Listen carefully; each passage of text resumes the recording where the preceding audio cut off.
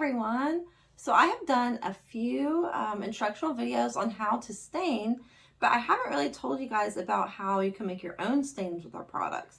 So what I have here is our Craft and Ink line. These are concentrated pigments, and we have, of course, 1 through 8 here of the different colors. And we have a free recipe book online, or you can also order a paper copy. Now what I'm going to do is show you how to make a gel stain. You can use these pigments though to make any colored paints. You can put it in the top coats. Honestly, the limit is your imagination. But for this video, I'm just going to show you how easy it is to make a stain. So the recipes online, most of them are geared toward pints, but we also have them for 1 ounce recipes. Now this is a 2 ounce container, so 1 ounce would be about half of this. We do also sell these on the site, or we actually have a stain kit that you can buy that comes with this clear gel stain base, which we're going to be using, the pigment set, a top coat, and these little mixing cups. So that's a good affordable solution as well. So for this, I am going to use this little clear cup just so you can see what I'm doing, and I'm going to show you how to make a clear base gel stain. So first, as always, we have to stir it. So this is our clear gel stain base. I'm going to stir it up good here, and I'm going to kind of show you the consistency as best as I can. So as you can see the gel in there. So this is great for raw wood.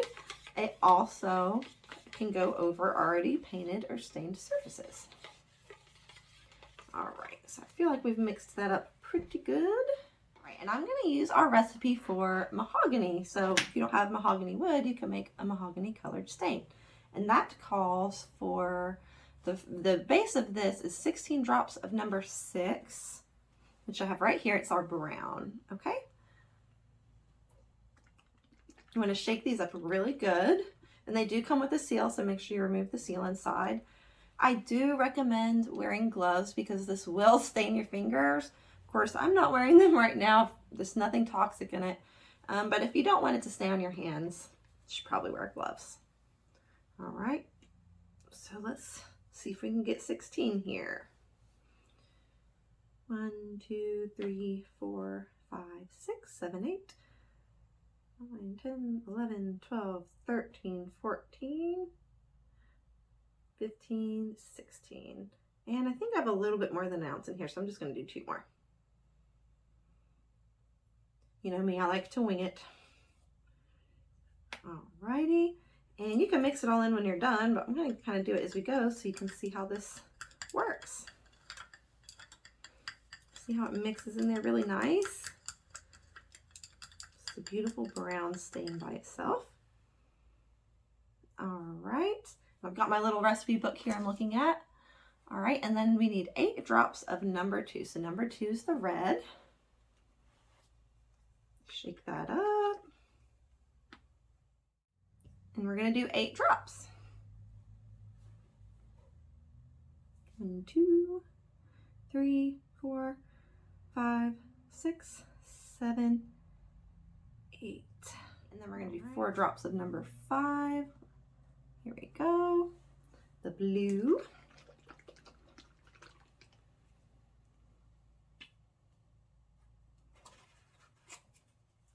Oh, there we go. Mess already. Okay.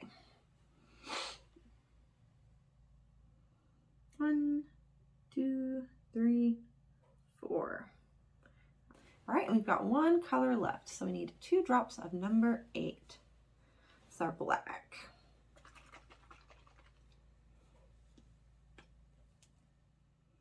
Alrighty. Looks like this tip might have the same thing going on, so every once in a while the tips of these, the plastic kind of gets sealed over the top when they're made, I think because they're so small. So in that case, if you've got a needle, you can use that, or just a little ballpoint pen. I'm going to push in that tip there. Boop, there we go. Just want to get it really good so that it's easy to get my drops in right. All right, that little bubble. Whoop, 1, 2. And stir. You can see the pigments there swirling around. All right, we're gonna hold this steady here. All right, I can see that purplish tint. Yay, I'm so excited. I love Purple Heart. And I just realized I said I was doing mahogany. I'm making a Purple Heart recipe. It took me seeing that it was purple to remember. I apologize. I just wrote it on my little sheet of paper there. All right. Oh, it's so pretty. All right. I'm so excited. All right, and we can show you what it looks like. So I'm gonna use the other side because this side, you know, besides me, of course, getting the black on it, actually has sanding sealer on it as well. And the sanding sealer can keep the stain from taking into the wood and soaking in.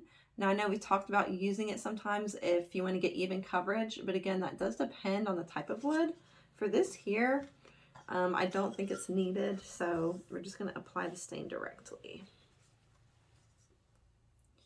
All right, so take your brush, remember, dip and drip. Let's see what it looks like. Oh my gosh. This might be one of my new favorite colors. I've not made the Purple Heart before. See, when I do the bright colors, I love to go for blue, or of course, you know, the natural wood colors are so beautiful. But wow. And this is a lot cheaper than Purple Heart wood. Get those little. All right, so I think that's one nice coat. Hopefully you can see that okay. So what I love about our stains is you get coverage, but you still see that wood grain. So here, the edge of this wood had more of like a yellow tint to it, and you can see that coming through. And I really love that because I think it keeps to like the integrity of the natural wood. Wow, beautiful. And you just let it dry. And you can do is, you know, if you like this color, you can stick with this, or after it dries, you can do multiple coats to get it to the sheen that you like. Or the shade that you like, not the sheen. But you also can change the sheen by picking the top coat that you put on it. So there we go. That is how you can make Purple Heart with our clear gel stain base. And there's a lot more recipes online. Again, it's craftnique.com that has the recipes, or you can find the link for it on our store website.